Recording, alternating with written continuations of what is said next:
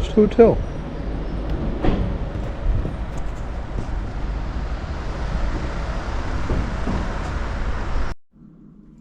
We are currently driving through Spa, Belgium.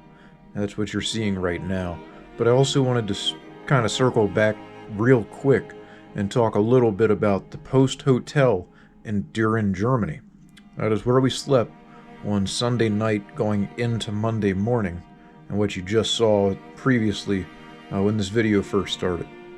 The Post Hotel was used as a field hospital for the German army during the Battle of Düren. And I thought that was pretty unique, the fact that I was able to sleep there, and we have that history to it. Now, back to where we are. Currently, we're driving through the Ardennes forest. We left Düren and we went straight south, which is why we left Germany and went into Belgium, and that was the Spa, Belgium, was where we just were.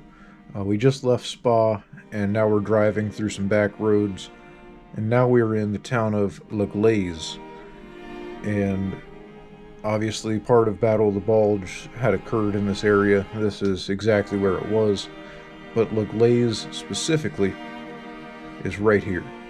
This is a King Tiger II, or a Königstiger. On the Saturday video, you saw me pointing out a Tiger 1.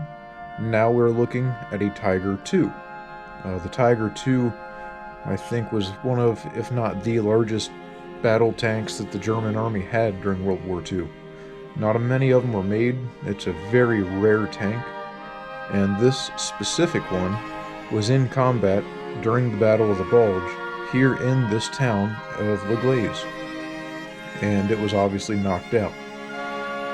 It is so big that the town could not move it after the war, and they decided to keep it as a memorial or a monument, if you will, and they built a museum behind it. And yeah, so this tank never moved. It just stays where it's at, and I think that's pretty awesome. But once we left Le Glaise, we went to Malmedy, and this is the actual spot where the Malmedy massacre occurred at.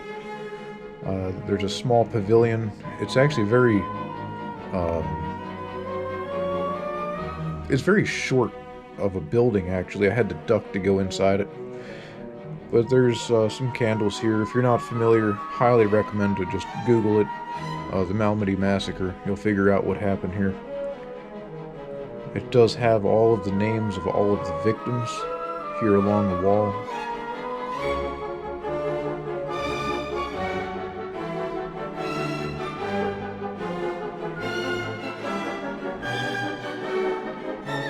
There's the names.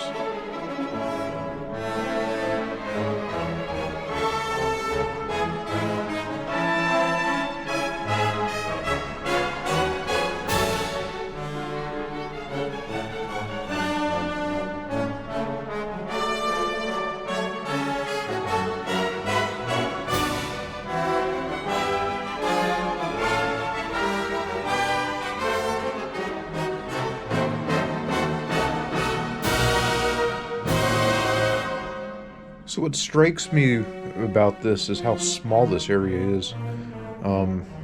Yeah, they put up the pavilion, and yeah, they do take care of it.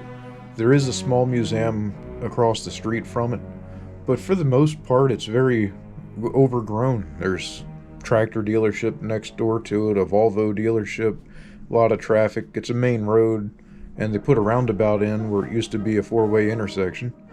So it was interesting. So we leave Malmedy, and we drove by the town of Vith, but we didn't stop at Vith. We didn't have time to stop, but driving around the outskirts is pretty neat. And now we're getting a feel of the land. This is the Ardennes forest and the Ardennes region. It borders Luxembourg, Belgium, and Germany. And here in a second, we are driving into Luxembourg from Belgium. That's actually where we are right now. And we did find some nice back roads to drive around in Luxembourg right here. This is really fun. It was a beautiful day out, and it's just beautiful country. But again, Luxembourg is very small, so we went back into Belgium, and we are on our way to the town of Foyer, which is this right here.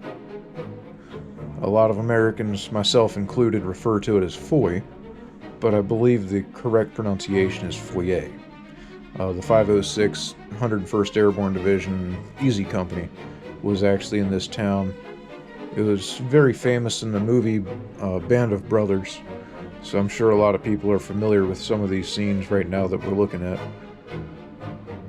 There was a sniper in the church building at the beginning of the battle. Once that battle ended, another sniper appeared in the building to the left, and that's why we went up and looked at it. We also turned around and went to the German cemetery here as well. Foyer has a German cemetery that does not get a lot of visitors, and there was a lot of people buried there. So once we left the cemetery and we left the town, now we're heading towards the American positions. And you see this big fence right here? These are the American foxholes that are behind that fence, and they actually preserve a section of the Ardennes forest to keep the original foxholes preserved, so you can go over there and visit.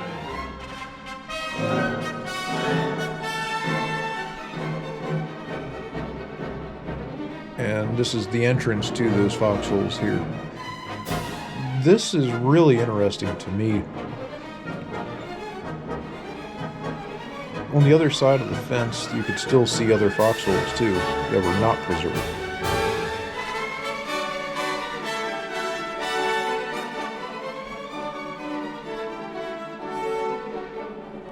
Now, if you're thinking of going to visit yourself, something to know is go to the town of Bastogne first. Don't do what I did and try to go the back way. There is a museum in Bastogne. That is where you go to pay for the admission to be able to go inside that fence. I went to that museum after this. There's a foxhole there. And there. I went there after this.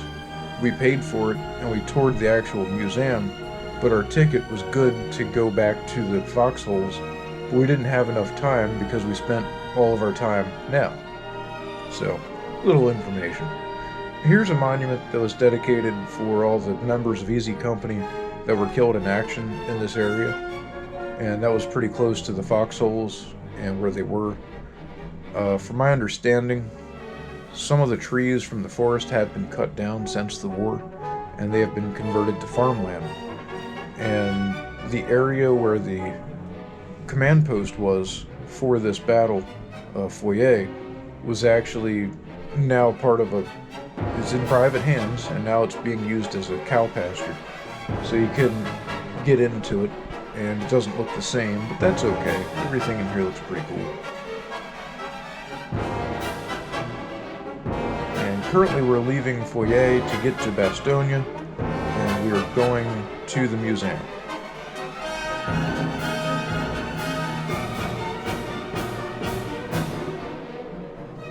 We intentionally took all the back roads so we could see the countryside. Didn't want to just be on the main road.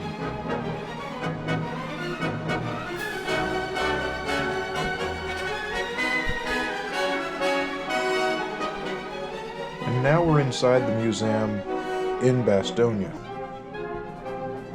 I did not film a lot in the museum because it was kind of dark. The settings weren't that well for the camera, and it was kind of like Bastogne, where there was a lot of stuff to read, but there was also a lot of physical stuff, just like this tank.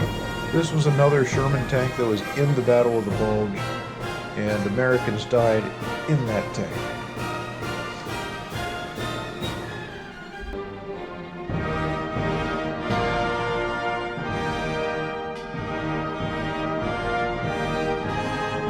And this is outside, kind of behind the museum. That section was actually closed to us while we were there, so we didn't get up close to it. It's just a little monument. And here's a tank turret from a Sherman, also from the Battle of the Bulge that was knocked out. And right there you can see the damage to it. This stuff's incredible.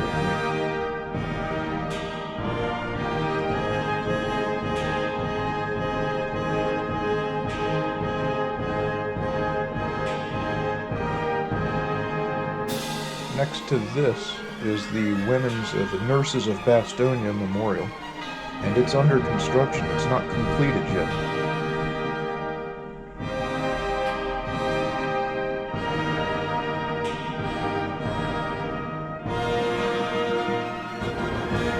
And just further down from there is this tomb,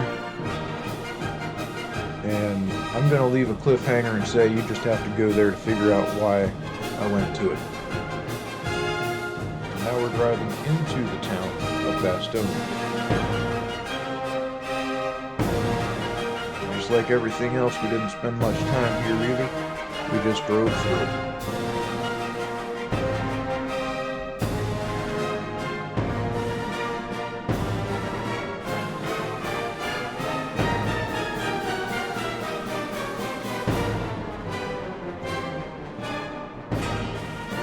Now from here we ended up driving straight north, and we drove the whole way up to Dusseldorf.